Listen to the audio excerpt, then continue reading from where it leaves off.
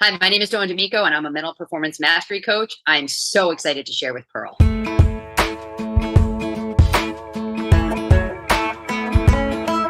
Hello, sunshine, good to see you again. Had to walk out to let you back in. Stuck in a storm of a relationship. Lost my fire. Oh, and I forgot about me for way too long. But it's rolled on. Now there ain't no shade around here.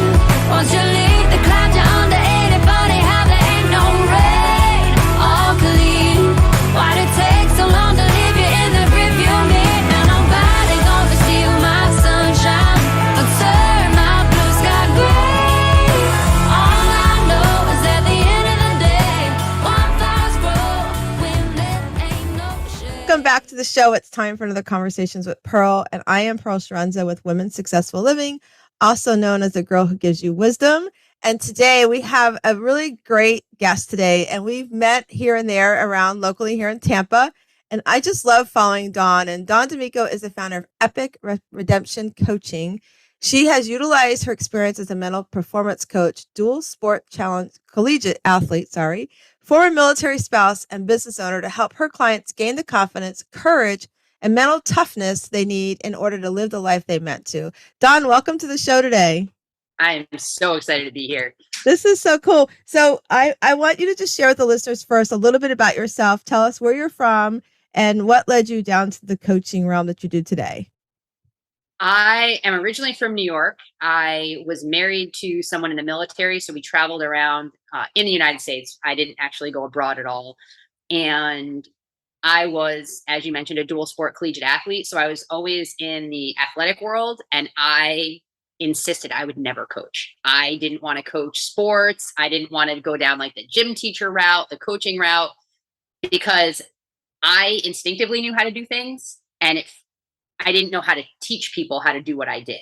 And so it would be too frustrating. I decided I didn't want to do it.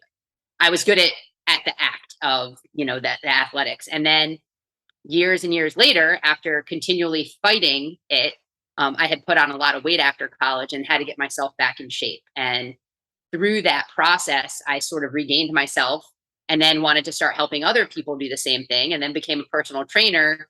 And lo and behold, I was doing more coaching than training, really teaching people all of the pieces behind getting themselves well, and absolutely fell in love with it. It's kind of funny when you do what is in your heart that you didn't realize how everything kind of works out. And from then on, I do fitness and nutrition coaching. I now coach trainers and nutrition coaches, the business aspect of their jobs.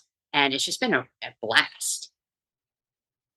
Isn't it funny how life leads you down a path? You're like, so no. And then all of a sudden it's like, it's always been there and you have to just step into it. I often say on the show that, we come into this world, God gives us these great talents. And if we don't tap into them for ourselves, we're cheating ourselves. But then if you don't bring them forward, I can't learn and be inspired by the talents that you have. And you're the exact example of that. Like you fought it, said, no, I'll just keep it to me. And then you're like, let me do this. And now you're inspiring so many people around the world. It's just so awesome. And it's crazy because you don't realize, I knew that I had different talents. I knew I had different gifts. I could never figure out how they all came together, right? Like I have this low voice. People hear me. I have a presence, like a physical presence that people see and they listen. And I couldn't figure out how that fit with my super chatty attitude, with like the way my mind works. And then when it all comes together and God reveals his plan, you're like, oh, like it was so obvious all along. Yeah, and it's so true because I remember when I met you a few years ago at a networking event, I remember thinking like, you just described yourself like how I thought about you. Like, here's this, kind of quiet, but you've got that presence, and that's courage too. And like you talk about in your book, that's that stepping into that courage. And so I want to talk about your book for a little bit. Tell us about Courage Rising. First of all, listeners, I have the book right here. It's called Courage Rising, and it's a great, easy read. And the way Dawn breaks it out with questions. So, oftentimes you read these self-help books or these great empowerment books and you're just like, you're reading, but she makes you do some homework in this book. So tell us about that and how the idea came about. Oh, wow. Okay. So this book was a really interesting path. A little over a year ago, about a year and a half ago, I finally wanted to pursue this, desire that I've had to speak. I want to be on stages. I feel like I have this message that I am supposed to share, but wasn't really sure what that message was. So I joined the National Association Speakers Academy so that I could learn the business of speaking. But I went there without a particular topic or a particular message that I wanted to share, just knowing I can speak, but what is it that I'm supposed to share? And I've been trying to tap into that and really listen to what that call is on my life. And all I kept thinking of was I need to talk about confidence. The times in my life where I'm at my best was when I was most confident. And so I started to try to dissect that because there were a lot of really lows throughout that where I had none at all. And so as I was dissecting it and trying to figure out and putting it together, I started to formulate kind of a method on how you actually develop confidence. Because, I mean, maybe some people are born with a predisposition to be more confident, but regardless, it can be developed. And even if you do have that, you need to continually work on it. And throughout the Speakers Academy, they kept bringing in speakers that talked about the value of having a book and what a book can do for you as far as open doors, build credibility, gives you some training material. And as I was trying to develop a keynote, I was struggling. And so I thought, maybe I'll write the book. And then I was struggling to write the book. And nothing was coming out. I had all these ideas in my head, all these pieces. I had a board. Well, actually, it was a wall. And I had all these sticky notes on the wall with all of the pieces that are ultimately in this book, but I couldn't get it to come together. And so I just figured this isn't what I'm supposed to be talking about. I missed something. I ended up going and hiring a coach to get clarity on what it is I'm supposed to be doing. Went down this whole mental performance route because I'm really strong at consistency and discipline. So I ended up creating an entire program around mindset, developing consistency and discipline. I was ready to launch it. I was going to share it with salespeople, talking about, how to have this fourth quarter mindset all year. And I was getting ready to launch. I had a workbook. I have a course. I had a whole coaching plan. My coach was out of town for a couple weeks and I panicked. I was like, this is not what I'm supposed to be doing. Something didn't feel right. And of course, it doesn't feel right as you're going to do something scary. I questioned everything. And she was out of town. So I put everything on pause. I'm not posting anything. I ended up what every person should do is call an ex-girlfriend to kind of talk them down, right? So I called my ex-girlfriend, who I'm really good friends with, and told her I panicked, that it didn't feel right. I'm supposed to use the tools and the training and everything I learned and everything I did, but I'm really supposed to be speaking about confidence. And I'm supposed to be writing about confidence, whether that's what I'm coaching or not. That's what I'm supposed to be doing.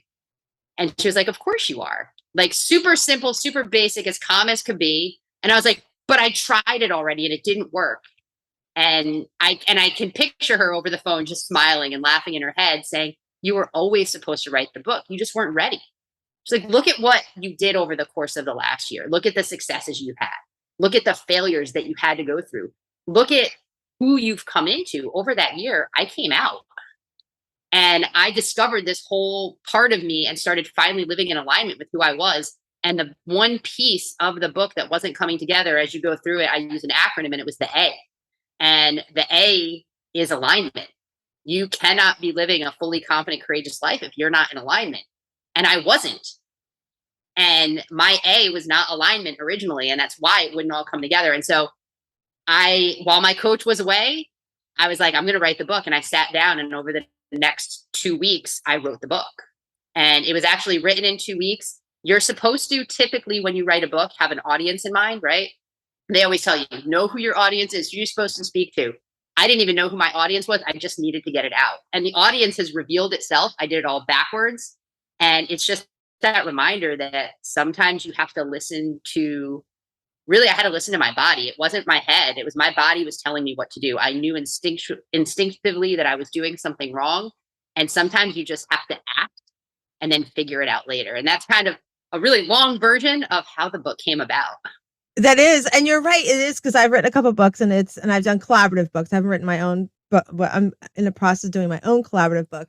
But you're right, because they do say, know your audience. You did, that backwards. But kudos for your girlfriend to be like, you've always known. And the thing is like, we always know inside, but sometimes we need that person to be like, you've always known that. Why are you doubting yourself? Because we do. And that's that front part of our brain that tells us you can't do it. You're not worthy. You don't deserve it.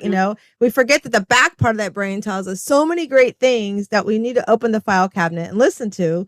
But we tuck it back there because we have these false beliefs. Those emotional intelligence things are telling us, your emotions are, again, like I said, you're not, you don't deserve it. Write a book. What are you thinking about? Right. And wow. And then to think about, like, I've been there, like, you get all the way through something and you just get to that like, okay, I'm ready to go past the line. It's like, whoa, I don't know if I can do this race right now. It's just, I love how you explain it. And I love how you put in the book that it's, ask questions. And I don't know, it sounds like you didn't have a lot of guidance. You just kind of went with yourself. And so what was your thoughts behind making those? You have powerful questions in here. Like you asked the questions. Let me find the one I was just reading the other day. What's holding yourself back? What are you holding yourself back from? That's a big question. And listen, you guys, she asked that right in the beginning of the book. I was like, wow, she's hitting you hard right at the start. So tell us how that layout came for you. Because a lot of times when we do books, people don't think about making the audience interactive that's reading your book. Right. I think it's so important, especially in this self-help book realm. And I mentioned my audience kind of revealed themselves. I wanted anybody that picked this book up to be able to benefit from it, right? If you've been doing self-help reading, it's always the same stuff, just kind of packaged different, right? There's nothing completely new in this book. But my goal is, if you've done a lot of self-help, you're going to look at something a little bit differently, take a new nugget. But a lot of the women that have read this book have not read any self-help books before. So this is really their first experience with it. And I think it's a really important question to ask, because instinctively, a lot of times we say, well, it's fear holding me back, or I'm holding myself back. It wasn't so much fear that held me back from launching that other program.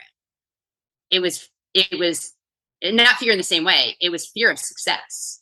I hold myself back a lot because of what comes with success. And then when you dig into that, the first time I said it out loud years ago, I was like, well, that's ridiculous. Who fears success? But then when you start to look at, when you become successful, all of the other moving pieces and parts that happen, all of the things you have to leave behind, all of the things you now have to strive for, for me, that's huge. Then there's other people that are holding themselves back, not because of themselves, but because of other people for various reasons. And I think until we know what holds us back, we can't possibly move forward. And if we don't hit that in the beginning, the rest isn't going to all make sense.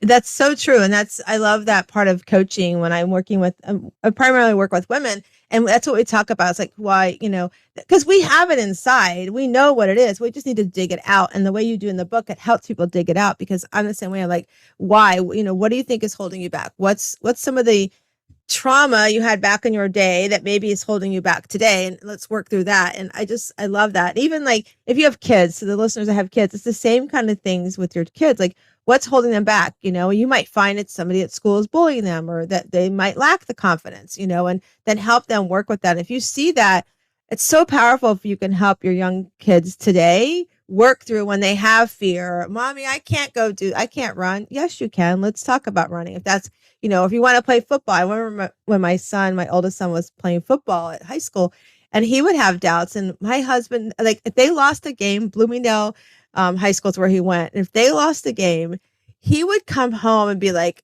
he would critique everything he did wrong. And we would sit there and go, what about the things you did right? It's like, that's the first thing he would go to. And I would go to bed after probably about an hour, because I had filmed him the whole time. I was exhausted at the end of the game. I never got to see the game other than behind a lens. So it was really daunting. And then him and Chuck, my husband, they would be up for like hours. Sometimes I remember Chuck would come bed at 3:00 in the morning. I'm like, wow. He's like, I need him to see that it's not just about the loss. Yes, it's sad that you guys lost. Yes, but there's a lesson in the loss, Right. And so we try to help him build that confidence. And I love that you said that. So one of the things that I do, we were talking before we hopped on, is I have a group of ladies that I coach. And when they come into my program, we have what's called the Shero League. And it's a community of women that get together every Sunday evening from 8 to 9 p.m. Eastern time. And you can wear makeup, be in your PJs. We don't care. Just show up as you are. And we find it's a great way to end your week and a great way to start your week. And so what's something, Dawn, that you do during the week, like the weekend comes, and what do you do? I'm thinking of some things I read in your book too, but what do you do when you are ending your week and preparing for the next week? What's some of the things you walk through? Well, I also have a planner, and so in the clear planner, my Sunday, I have it right here. My Sunday page looks a little different. Of course, it's the blank one. Um, but one of the things I do on Sundays is at some point during the day, oftentimes mid afternoon, I kind of get into just I zone out on Sundays. I'll do some grocery shopping. I'll watch. Right now, I'm watching old reruns of Scorpion on like Freebie or something on the television. And I sit down and I look at my wins for the week. So where did I win? Losses, and I call them losses in my planner because sometimes they are, right? And we always learn from them. What were my struggles for the week? What were my breakthroughs? Where were my aha moments? What do I need to be doing differently that's going to get me to the next step? And then I write out my goals for the week ahead. And then, of course, as I'm doing that, I review my goals from the previous week. Okay, what did I do? What didn't I do? What is it that I need to focus on moving forward? And I don't spend a whole lot of time on it. I just spend a few minutes just, again, looking through the week. And I think it's so important that you talked about with your son, you focused on what did you do well. In my planner every day, to recap the day, I write down wins that I had in the day. And sometimes it's like I kept my mouth shut when I didn't want to, right? I mean, sometimes it's those wins, but it's looking for the things that went well because there are days where we're not as productive as we want to be. We're not as successful as we want to be, but when we can still identify things that still keep you moving forward, keep the needle going forward, it's important. And I'm going to be honest, I don't always do it at the end of the day because sometimes I'm lazy. Sometimes I forget.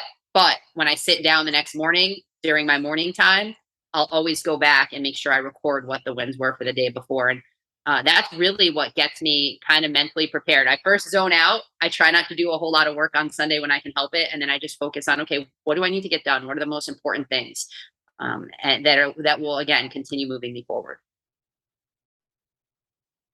I love that you look at the week and that you recognize the losses because, like you said, there's lessons to learn in everything, and then also the breakthroughs and the ahas because we get up and we can control our day, and sometimes things don't go the way we want to, but if we let that control the rest of our day, then that's going to lead us down that rabbit hole of that unworthiness and I messed up and all those thoughts. Where that's why every morning I get up, my affirmation every morning is I am beautifully and wonderfully made, good, bad, or indifferent. I'm going to learn a lesson today. And I'm open to receiving all that comes. Because that way I'm recognizing and telling myself, I'm not going to have a perfect day every day. And that's okay, right? That's okay to not have that perfect day. But I like too what you said about recording at the end of the day or in the next morning, at least before you start that new day. How was my day? How was my day before? And what do I need to change? Maybe my attitude, change the way I'm doing something, whatever that is, and recognize and write that down because it's so powerful and important that we recognize our wins and recognize our what our losses were and what those lessons were. So I love that you shared that. Yeah. And it provides you with that evidence that you need, right? When we get those doubts in our head, those unworthy thoughts, no, you now have written proof that you've done amazing things. And I really started paying attention to that. I was working with my best friend at the time, and she was telling me about how she was so unproductive that day. She had to do something with the kids, and then the car needed, and she went through this whole list of things that didn't go right in the day. But at the same time, she told me about the conversation with the guy at the dealership who was going to be joining her program. And then she talked about the phone call that she had with somebody else that she made an appointment to have lunch with. And she started, like, there were all of these wins. And I said, hold on, you got more accomplished for work in your day than I did in mine. And I didn't have all those things going on. And when she sat down and thought about it, she was like, wow, you're right. I was ready to throw this day away. And she got really down on herself. And then when she started looking at all of the things that really did go well, it changed everything for her. And that was so powerful to me. And I know I've heard that in the past, right? We hear things, we're told things, we're taught things, especially when you're in the self-help world. But until you see it and experience it, it was like this whole eye-opening moment. I was like, I need to record that stuff every day and have my body of proof, my evidence that supports who I really am.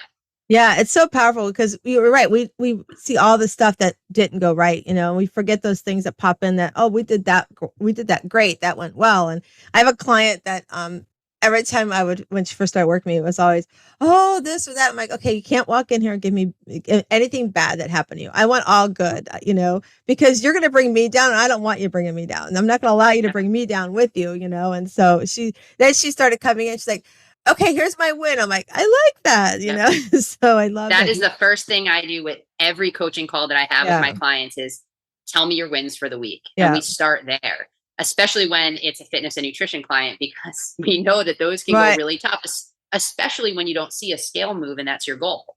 So it's like, okay, well, what were the other wins? What went well? And then they start realizing all the things going well. Suddenly, oh yeah, the scale, that is the secondary thing. That's going to be the result later. We got to focus on the good things in the process to get to that end goal, and everything changes just with that one simple question. Yeah, when I first started my coaching world, it was just health and wellness, and my clients could never understand. I learned what not to do from the person that I went to the program with, and so the first thing I did was, we are not getting on the scale first, because that was the first thing that she did when they would come in. And so when I started working with a new client, they'd sit down, we'd have a conversation, we'd go over their health profile. And I'd be like, okay, you're going to, whatever program you do, whether it's mine or somebody else's, if you do it right, you're going to lose weight. If you have the right mindset, it's going to work. But I want to know, what's life like after you reach this goal. You haven't even told me the goal. I don't even want to know what it is yet. And they're like, what? We're not going to scale first? Like, and I do art therapy often. And I would be like, and so when they told me what that life was like, I'm like, okay, so your homework between now and next week is to draw me a picture of whatever their goal was. And like going, I have to color? Like, they couldn't get it. And I love telling the story. I've told the story a few times on the show, where I had a client, she'd been divorced for 10 years and she wanted a relationship. I was like, awesome. What does he look like? And she's like, well, this is what he looks like. And this, and I said, okay, has he been married before? Does he have kids? She's like, what? I'm like, these are things you need to know. Like, if you're going to go on a date tonight, what are the questions you're going to want to, in some way or another, entwine into that date and ask, right?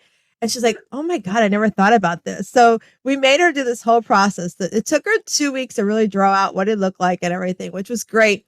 And a few years passed and I ran into her in Publix, and she's like, oh my gosh, I want you to meet somebody. I'm like, okay, cool. And he comes around the corner and he was exactly what she had done and drew. And he comes around the corner and he says, I go, I've met you before. He's like, what? I'm like, let her tell you the story, but I've met you before. We created you. It's so fun to watch that. It's so fun as a coach to watch that. So one of the things in the Shero League, people always say, what's Shero? And it's just, for me, it doesn't just mean a female hero. It means something. So we've broke it down. So the S is strong. And, I really believe, you see my wall, I'm all about positive thoughts and everything. And so I believe that, oftentimes when it comes to self-care, we feel guilty when we put ourselves first. It's that whole front lobal thing telling you're selfish. You don't take time for everybody else. Why are you putting yourself first? And, I always have done that. My son passed last July at 25, and he would see me do that. He would see me and he would ask me, how do you do that? Like, he watched me go through crazy stuff, the challenges in my life, and of course successes. And so I would say, listen, if I can't wrap myself in my cape first and make sure it's wrapped all the way around me so I can button it in the back, then I can't pour into you guys. I can't do for you, your dad and your brother. And I can't do for my clients that I need to do. And so with his passing, I was like, I can't live my life any differently. I had people say, I do a retreat every year. Matt passed in July. September last year, I did my retreat. They're like, how are you still doing that? I'm like, because that's how I lived, and I can't be, that's who I am. It's in my DNA now. It's like I use the tools in my toolbox. I can't change that. And so, I feel like that word strong or strength is, as you do step into owning what you want, owning your desires, having the confidence and courage to say to your loved ones, listen, it's not that I don't love you. It's say to your job, it's not that I don't love my job. I'm just not going to put the number of hours I put in here at work. Tell your family, I'm not going to be, maybe you're a working from home mom, or you're stay-at-home mom, which I call CEO moms. I don't like stay-at-home mom, or you're a working CEO mom.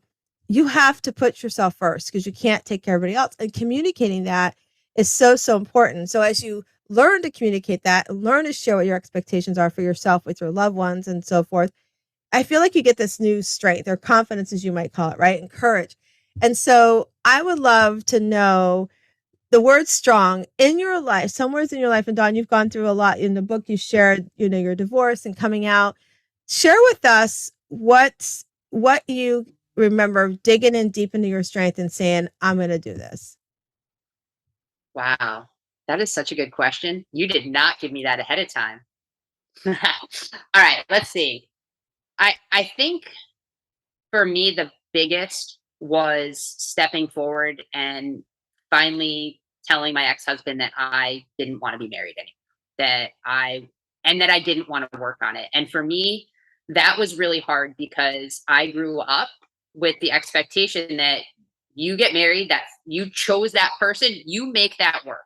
I had that ingrained into me just seeing that in family, right? You work through it regardless, or the other side, you ignore it and just keep going, or through various churches that I had belonged to and various sermons that I listened to where you just make it work. And I had been unhappy for years and years, and I didn't have the courage to step up sooner. We never went through counseling. It's something that I knew we needed. Had we done that years prior, maybe would things have worked out differently? I don't know, but we would have had a better chance. And so finally, I mean, a little bit it's admitting defeat, right? It's having the strength to say this didn't work. And also knowing that there were times that I didn't give it my best. And counter that's counterintuitive to me. It's always about giving your best effort every chance you can and just admitting that I was defeated and then admitting that I didn't want to work on it. Because at that point I knew my heart had grew hard. I had grown tired. And at that point I also was starting to realize that I was not interested in being married to a man. So all of this was coming at the same time. And so I think for me, that strength was doing it for me at the same time, knowing that I was really hurting someone else.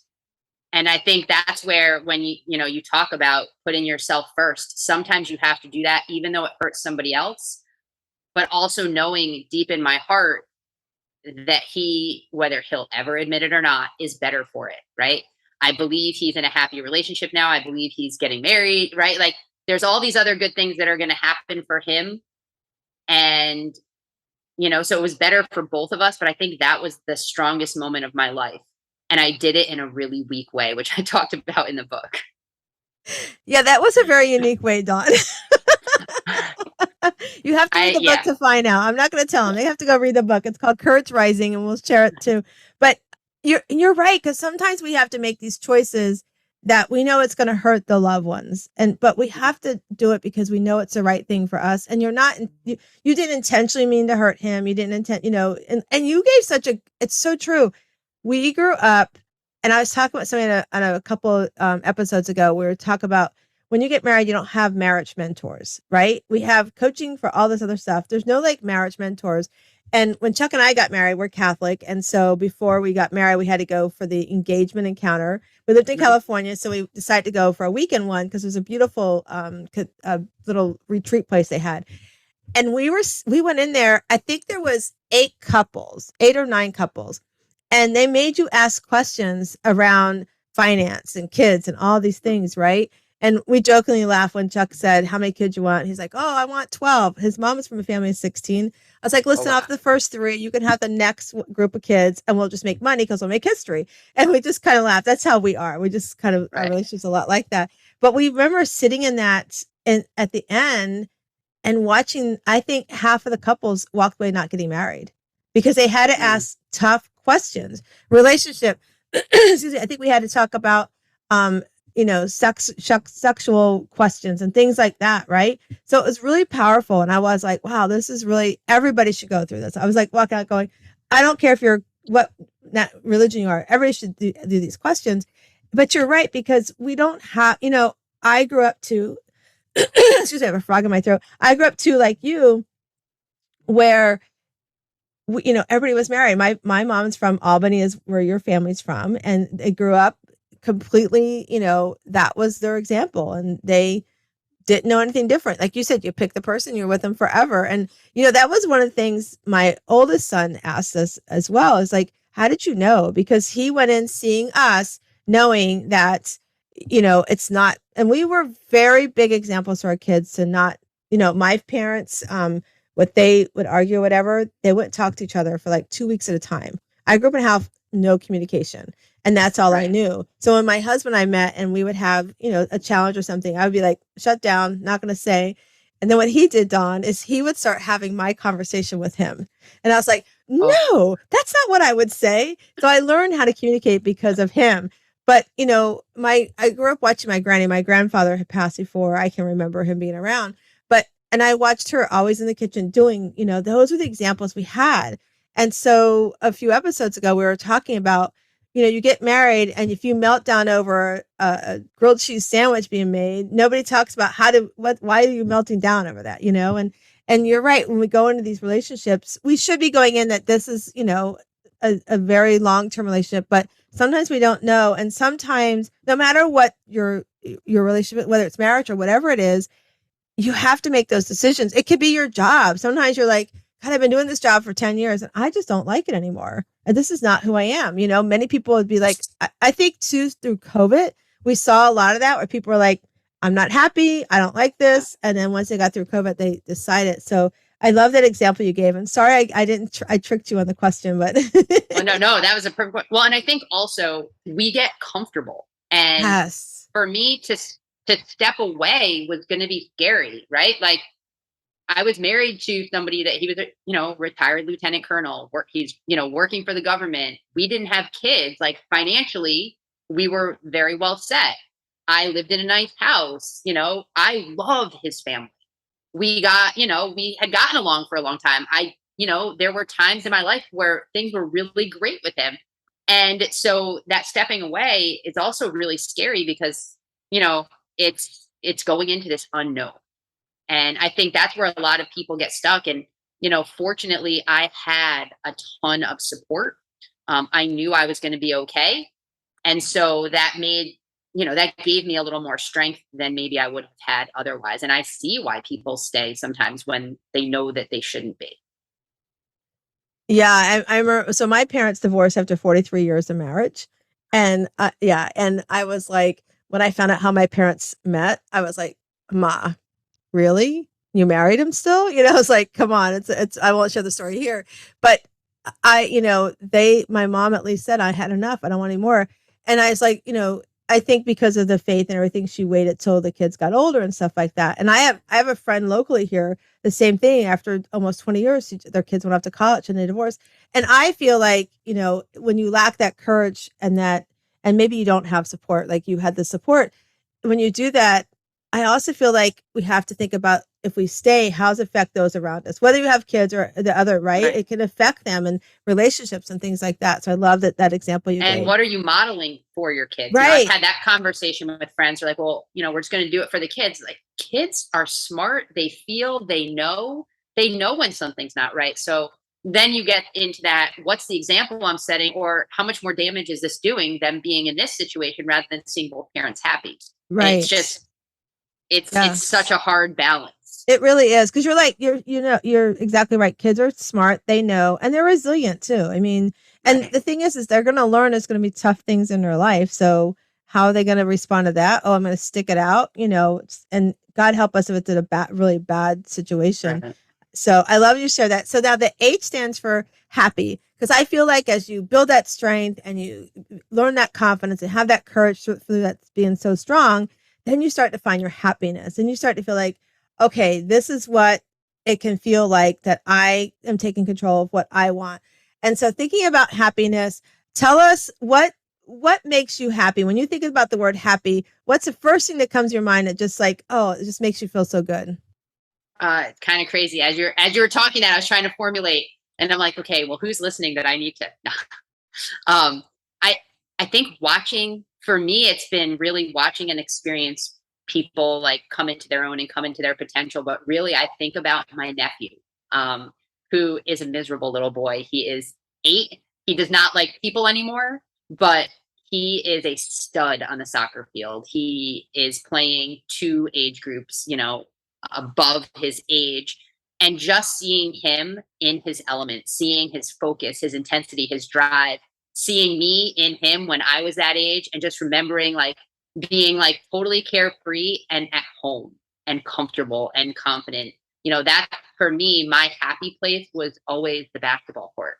And I remember as I got older and I would be struggling, I'd find my way over to a gym and just wander around a basketball court, shoot some baskets by myself just to be where I felt the safest and most secure and strongest. And so I think for me, watching my nephew experiencing that, seeing my sister be that crazy parent on the side and experiencing that is like pure happiness to me right now. I love that. And and if you're not watching, Donna's like smiling, like the biggest grin as she's talking about that. And it's so true to watch kids like enjoy something like that. That's the one thing I loved about, watching my oldest one. He played football and watching him play football and be on the court. And then I remember a story too, that he wasn't running to where we knew he should be. Like the coach was frustrated at practice and it's like, he's just not running the laps. And I was like, I had lost over 60 pounds and I could wear his jerseys. And so I had one of his jerseys on that day and his coach is like, comes over to me. I'm like, I know, just tell him if he doesn't do it, I'm going to go do it for him. I'm going to show him up. And he's like, Miss Pearl, you're going to go out there? I'm like, yeah, if he doesn't do it, I'll do it. Cause I love when he would just step in the element, just stop, right? He was just goofing off and he heard I was going to come and he's like right away, no, my mom is not. Cause he knew I would, he knew that Right. I would show him up, And then my youngest son, Nate, he played baseball. He played a little bit of soccer. Matt was my athlete. Nate got the smarts, Matt was smart too, but Nate was like, I can build my own computer. I don't need to go buy it. He was just like, I call him my old soul. And we were like, you got to play a sport. So he decided to do baseball. And I remember we switched over from a small league and we switched over to a little bigger league for him. And at the small league, they didn't teach them the fundamentals, like what was bunting, right? And I remember being out there and he was getting ready to bat and the coach tells him bunt. And Nate had no clue what bunting was, right? They hadn't even, verified. There was an assumption by that age he had learned bunting from the other leagues. And the coach is like, he swings. He's like, that's not bunting. And, it's a game. And I was like, okay, he's going to freak Nate out. Nate's not going to want to play because I know I wouldn't want to play if you're yelling at me. And so finally I went over to the coach. I'm like, very quickly I ran over. I'm like, he doesn't know what bunting is. He's like, what? He's like, okay, Nate, just swing. And then that week, it was so cool. It was fun to watch Nate learn how to bunt. It was like, oh, okay, he's got it. And he was good at it once he learned it, But Right. Again, he wasn't my sports guy. He was like, I'm done with baseball. When middle school or high school came, he was like, I'm not following that. That's not me. I want to go do computer stuff. So yeah, I love watching kids and play sports and get that confidence. It's so fun. Now the stands for empowered. And because as you're coming through the first two letters, I feel like you're starting to be like, you're really stepping up and you're stepping into that confidence and you feel empowered. I've got a goal. I have my vision. I want to go start a business. I want to go to work part-time or I want to stay home, whatever that is. You feel like you've got that empowerment now to do that. So thinking about empowerment, Dawn, when you were going through, like when you came out to your family and that's a challenge, right? Because you never know how your family's going to respond. I have friends that have too, and it's been not good things, but some have been great things. Tell me how that empowerment, where did you dig deep to be empowered to be like, this is exactly who I am and I'm owning it? It took a lot of time. And I mean, people that have known me my whole life, when they finally heard and I finally shared, I mean, if you go back to my Facebook and see the post where literally it was a picture of me with my girlfriend at the time saying like, I think it said something like, in case you were wondering, and then it said, yes, I'm happy or whatever. And the comments were like, it's about time. We've been waiting 30 years, right? So, I mean, people knew, but just to be able to be open and out and free and in public. And I mean, honestly, I wanted a relationship. I knew I wanted a relationship. I live near my family now. I needed them to know I wasn't actively dating at the time when I shared. I always thought I would share when I found somebody and it was worth sharing about. I had kind of dated quietly without, friends and family knowing. But for me, it was being able to actually share with them and tell them, look, like I want to date and I don't want to have to hide. It's not fair to me. It's not fair to whoever I'm going to be dating.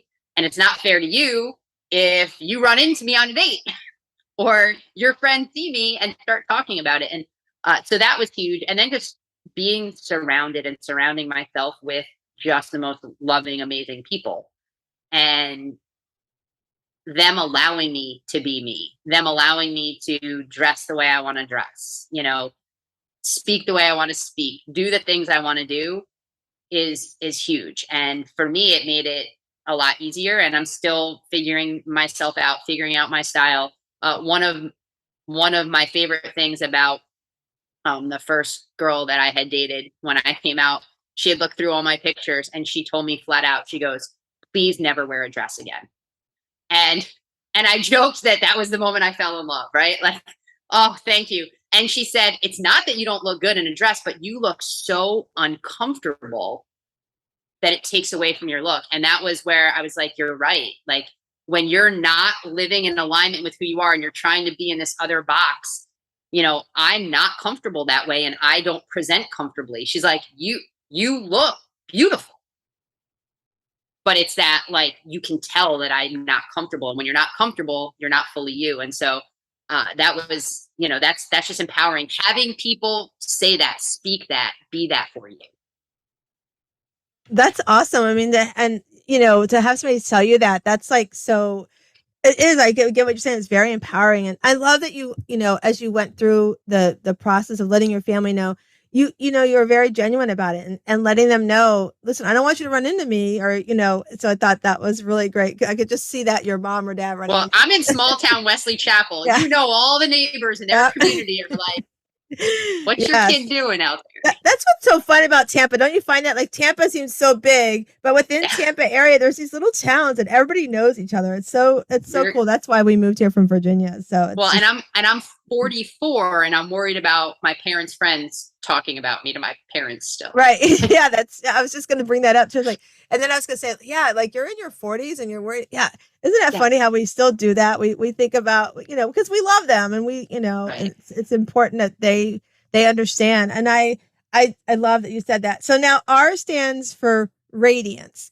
And so I'm going to take this. I'm taking it from a guest I had. She goes, "You mean like glowing up?" I'm like, yeah.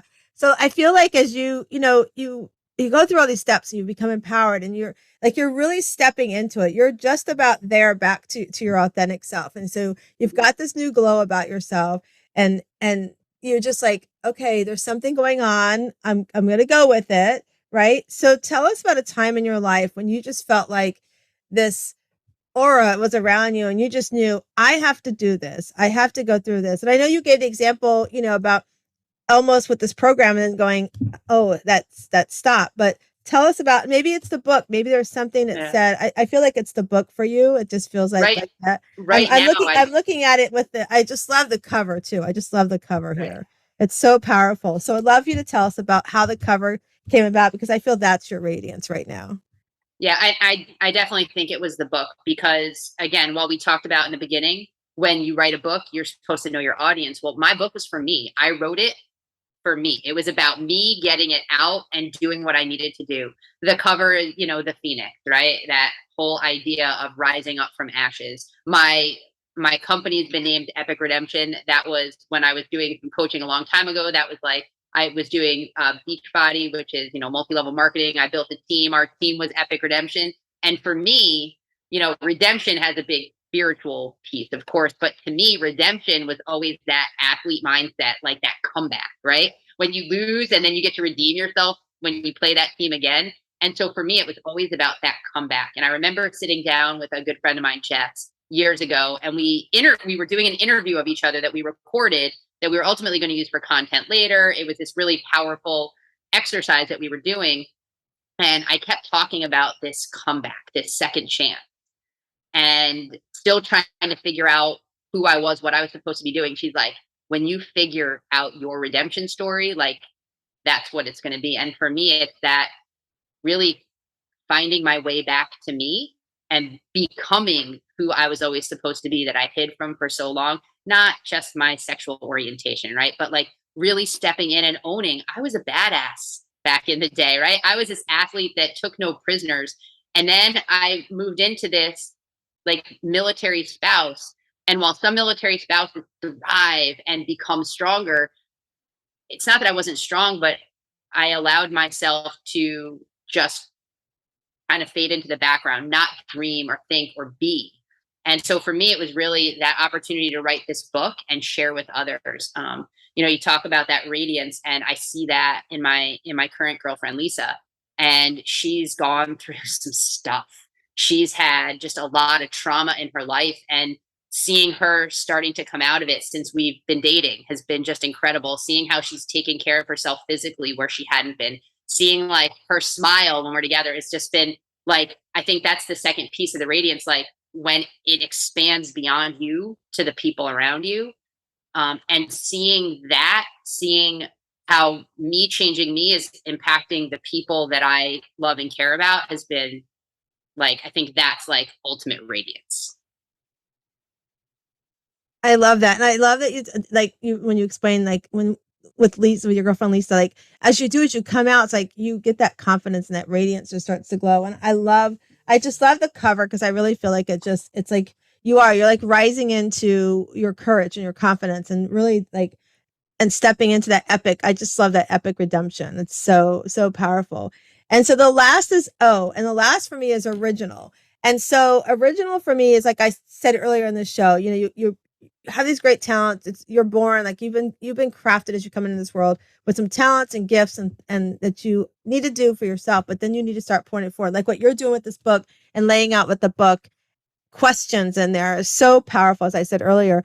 But I feel like you start really you work through all the other letters and now you're stepping into that real authentic self. And you were original, you're already that original person's in there, but now you're really being like, this is who I am. I am not changing who I am. My original self, authentic self is coming forward and I'm ready to take on the world. Like nothing's stopping me. So thinking about that and thinking about, cause I know you've done, I've watched, I follow you. We've met before. I love this book. I really feel like that's what you're doing with this book.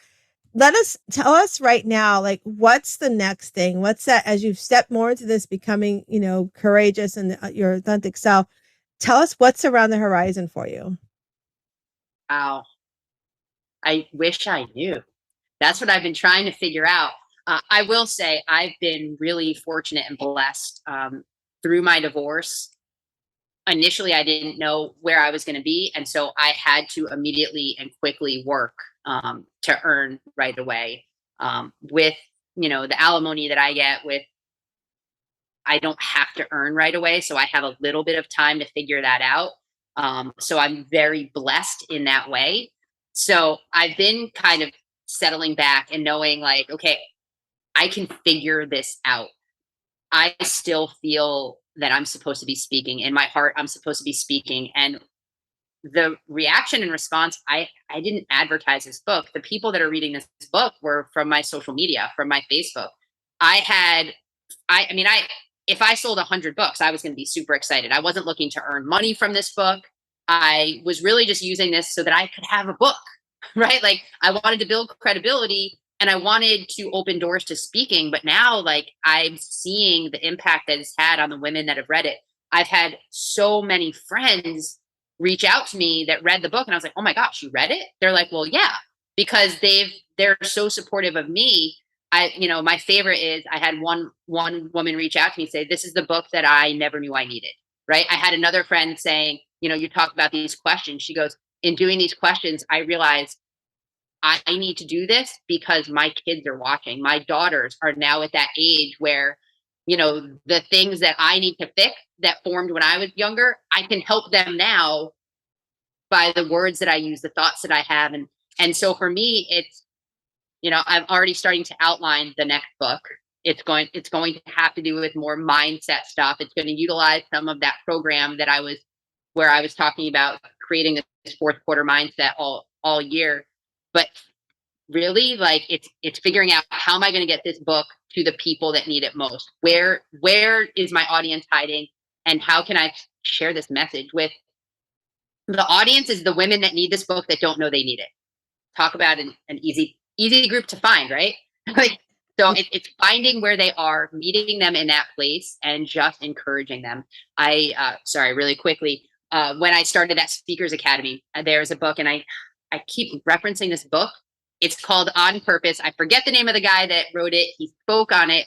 And in the Speakers Academy, we went through this exercise and we had to answer a bazillion questions, right? It's one of those computer generated. You answer the questions and then it spits out your 2-word purpose, Ooh, I right? love that. And so you get to the end of this thing and I'm like, oh, I wonder what my purpose is. And of course, they say this purpose can be implemented in your vision statement. This purpose can be used in your mission or your tagline, but this is your ultimate purpose in life.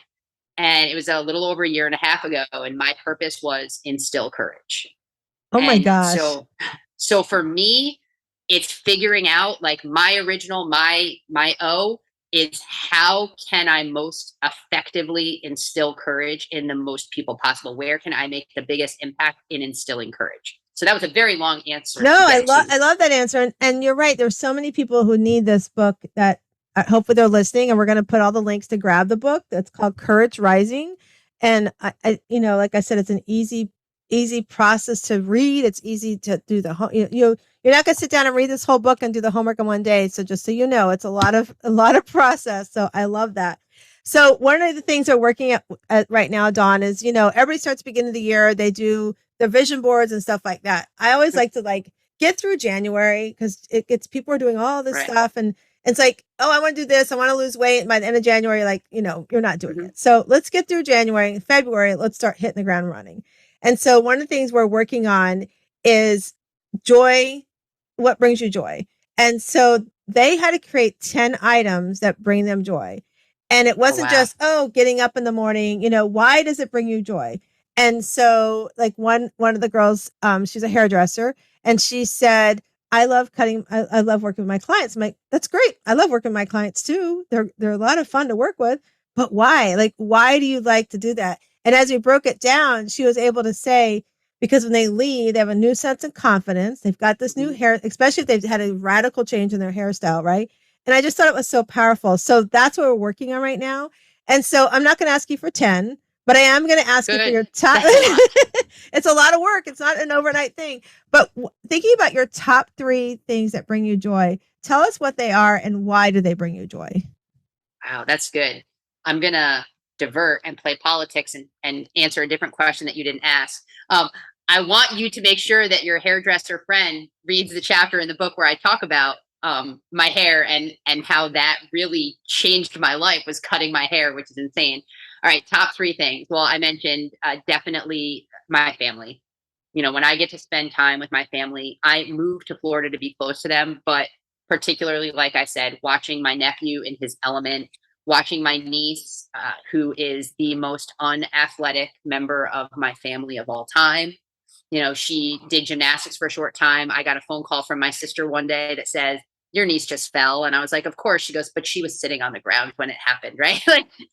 But watching her starting to come into her element through technology, she's phenomenal with, she's like 12, right? And she's doing video editing and all of these cool things. She's really into music and art. So that is absolutely joy to me.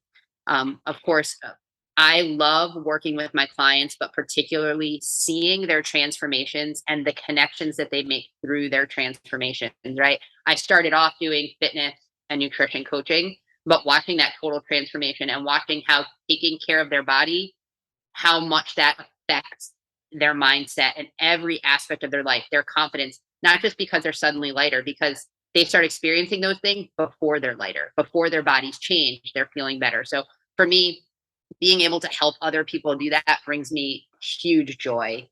And then a third, can I say my dog? Can I say Maverick? I'm sorry to Absolutely. I'm sorry to all my friends. I'm sorry to my girlfriend, but Maverick brings me the most joy. When you do icebreakers growing up, a lot of times it's what animal would you be and why?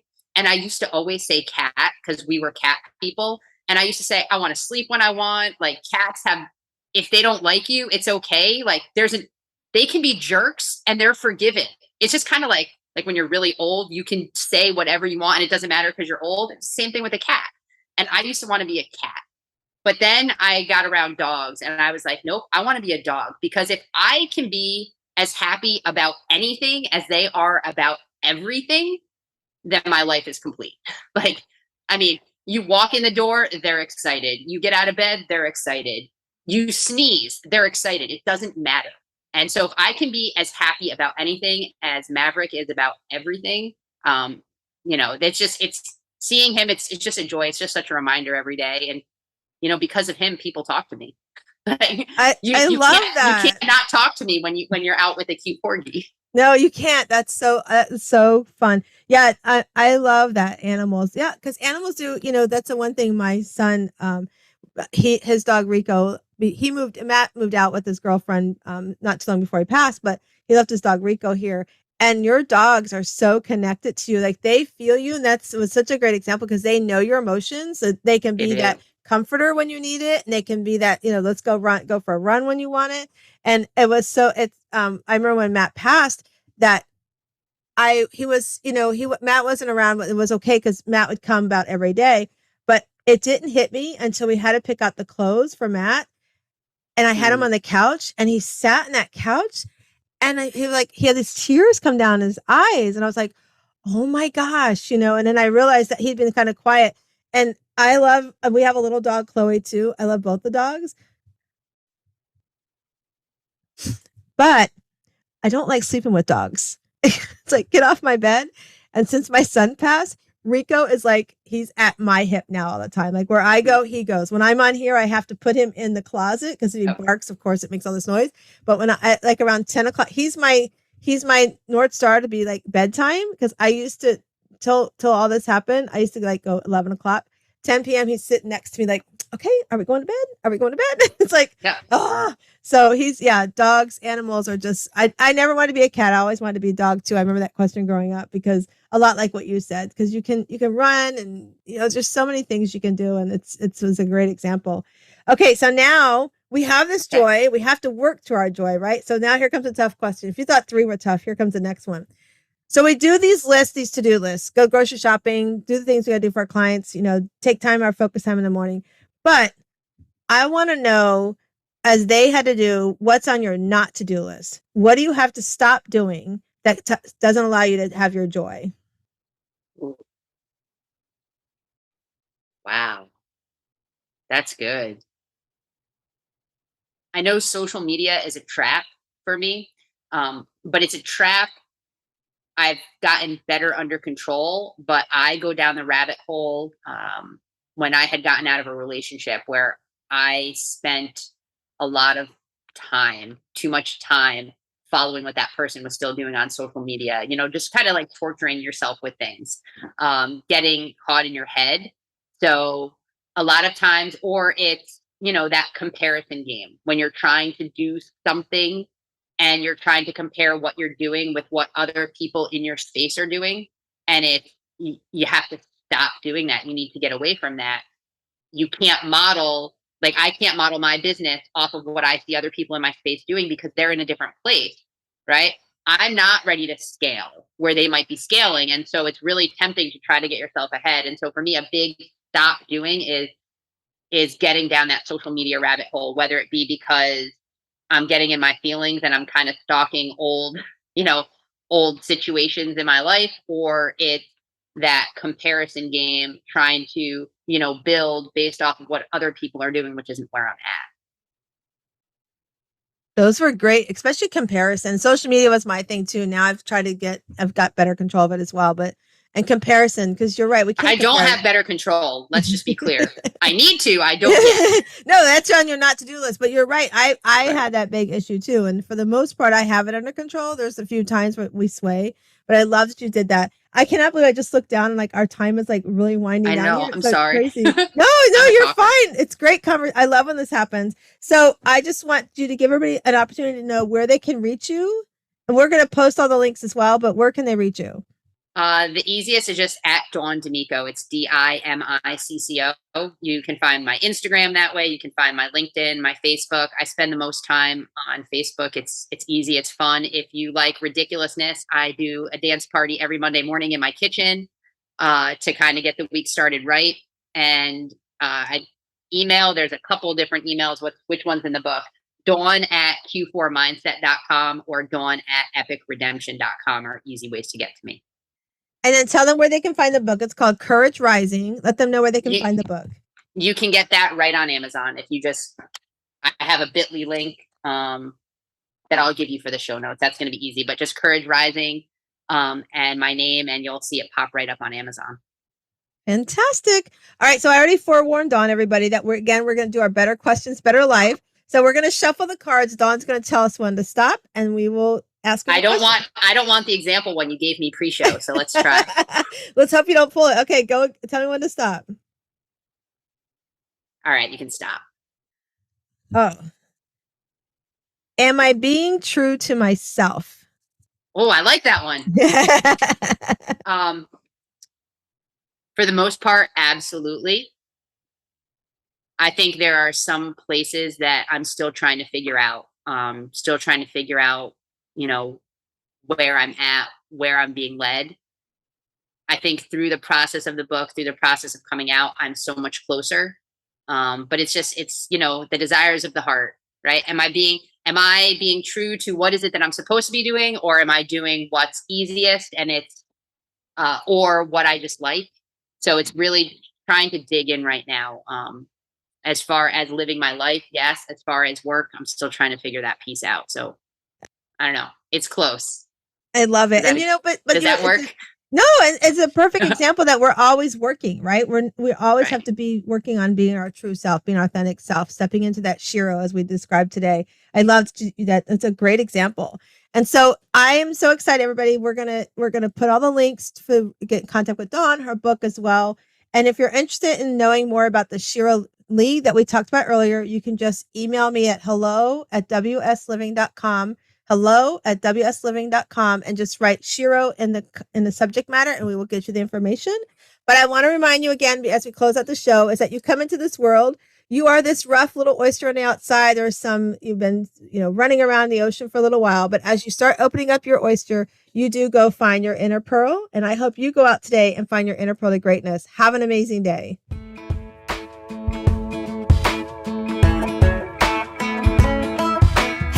Sunshine, good to see you again.